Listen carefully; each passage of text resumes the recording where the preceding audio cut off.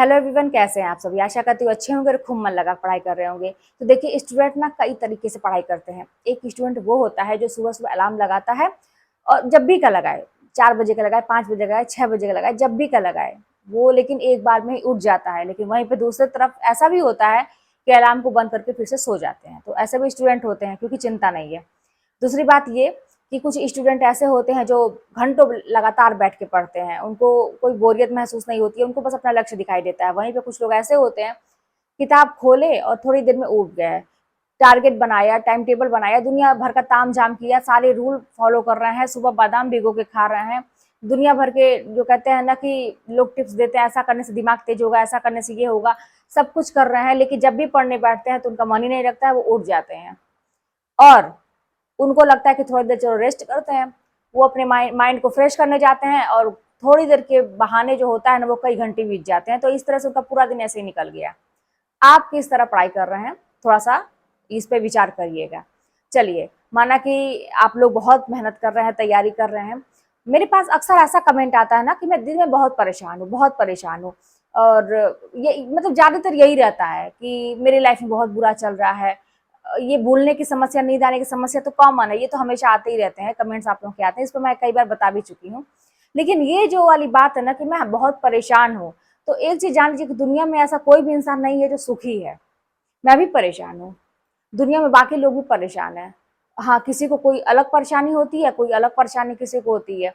तो सबको क्या है ना कि लगता है कि मेरी परेशानी सबसे ज़्यादा बड़ी है, और यही सोच-सोच के जो बेवकूफ़ होते हैं, वो अपना समय इसी में निकाल देते हैं। समझदार होते हैं तो ये बात मानते हैं कि जैसे मेरी परेशानी है, वैसे अगले के पास भी परेशानी बहुत सारी है, उसी में वो कर रहा है, तो फिर हम क्यों नहीं कर सकते?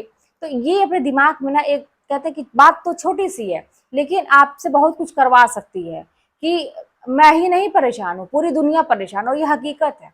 किसी को कुछ परेशानी, किसी को पैसों की दिक्कत है, किसी के पास पैसे हैं तो उनका स्वास्थ्य खराब है, किसी को परिवार नहीं अच्छा मिला, किसी को परिवार मिला है तो उनकी अपनी कोई अलग की कहानी है। तो कहीं न कहीं से सब परेशान है, लेकिन जिसको करना रहता है वो इन परेशानियों को किनारे करके वो ये सोचता है कि अब किस तरह से वार किया जाए। तो वही बात है ना कि अब आपकी बारी है प्रदर्शन करने का। कहते हैं ना, अखाड़े में उतरना है। बहुत सारे प्लेयर आए, उतरे, गए, है ना, खिलाड़ी आए, अपना अपना प्रदर्शन किए, गए। अब आप लोगों की बारी है अखाड़े में उतरने की। अब अभी तक बहुत अभ्यास किया, बहुत अपने आप को मजबूत बनाया, अब आपकी बारी है। कैसा प्रदर्शन करेंगे, सब कुछ डिपेंड करता है आपके ऊपर। जैसा प्रदर्शन करेंगे आपकी लाइफ वैसे ही बन जाएगी। और जानते हैं एक बहुत अच्छी बात कि जब मतलब एक खानदान में कोई एक इंसान अच्छे पोस्ट पे चला जाता है या अपना बेस बना लेता है, तो आगे की पुश्त भी सुधर जाती है। ये चीज़ मैंने महसूस की है। जैसे मैं रातों रात, जैसे रात-रात भर मतलब पढ़ती थी, रात को मैं अपना समय ज़्यादा देती थी, क्योंकि सुबह मतलब स्कूल रहता था तो समय नहीं मिल पाता था। रात मेरी अपनी लगती थी। तो मैं ये चीज़ महसूस करती हूँ कि मेरे बेटे को भी अगर लगता है उसे कि पढ़ना है, तो वो रात में जाके आराम से समय देता है। तो ये कहाँ से आया उसके अंदर ये चीज़, उसने मुझे देखा ये करते हुए। मैंने किसको देखा? मैंने किसी को नहीं देखा। मेरे घर में ऐसा नहीं था। सब लोग बहुत मुझसे, मेरे भाई-बहन जो भी हैं, बहुत उम्र में बड़े हैं, मतलब अंतर है। तो मैंने ऐसा किसी को नहीं देखा। माँ-बाप को भी ऐसा कुछ नहीं देखा करते हुए। लेकिन मेरे अंदर एक चीज़ था, ये जुनून था कि मुझे स्थिति अपनी सुधारनी है, ये वाली बात जो थी। तो वो सुधारने के चक्कर में मैं अब ये ऑनलाइन का, जैसे कहते हैं यूट्यूब का जो ज़माना है, और ये जब से नेट वगैरह ये ज़्यादा सब लोग मोबाइल पे आ गए, तो कोई चीज़ें दुर्लभ तो है नहीं, आप घर में नहीं देखते हैं, लेकिन आपको मोटिवेशन लेने के लिए बाहर बहुत सारी चीज़ें हैं। तो मैं दूसरे लोगों को देख-देख के, सुन-सुन के सीखी मैं, और अपने ऊपर उसको जो चीज़ें मुझे लगता था कि ये चीज़ आगे बढ़ाएगी मुझे, मैं उसी को ग्रहण करती। बहुत सारी चीज़ देखने को लिए रहती है ना, अच्छी भी रहती है, खराब भी रहती है, लेकिन मुझे अपनी स्थिति सुधारनी थी, तो मैं उससे रिलेटेड मैं चीज़ों को देखती थी और अपने अंदर लाई। अब मुझे खुशी इस बात की है कि मेरी जो आगे जनरेशन है, मेरा बेटा है, वो सीख रहा है, वो करेगा अच्छा, तो उसका जनरेशन मतलब ये आगे एक पुश्त सुधरती है। तो इसलिए बहुत ज़रूरी है कि अपने आप को हम सुधारें, अपनी स्थिति को एक लेवल ऊपर, एक ही लेवल से ही ऊपर लेके जाएँ। ऐसा ना हो कि जिस लेवल में हमारी परवरिश बचपन से हुई, तो जवानी भी हमारी वैसे ही बीते। कहते हैं ना कि आपका बचपन बहुत गरीबी में बीता, तो इसमें आपकी गलती नहीं है, लेकिन जवानी अगर गरीबी में बीत रहा है, तो इसमें 100% आपकी गलती है।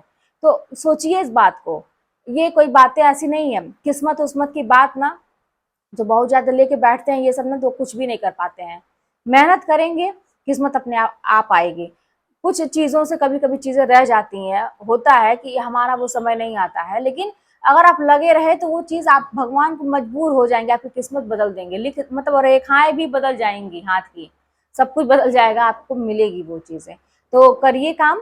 और चलिए फिर मिलते हैं नेक्स्ट वीडियो में। कोई बात होगी तो कमेंट के माध्यम से बताइएगा, चैनल पर ना सब्सक्राइब करिएगा। और हाँ, एक चीज कि ये मुझसे पूछा गया कि दीदी जब आपका वो हो रहा था, ये हम लोग की जब 21 वाली भर्ती हुई थी, तो कितने दिनों के बाद आपको मिला था ये, मतलब सैलरी समझिए या अपॉइंटमेंट ज्वाइनिंग समझिए।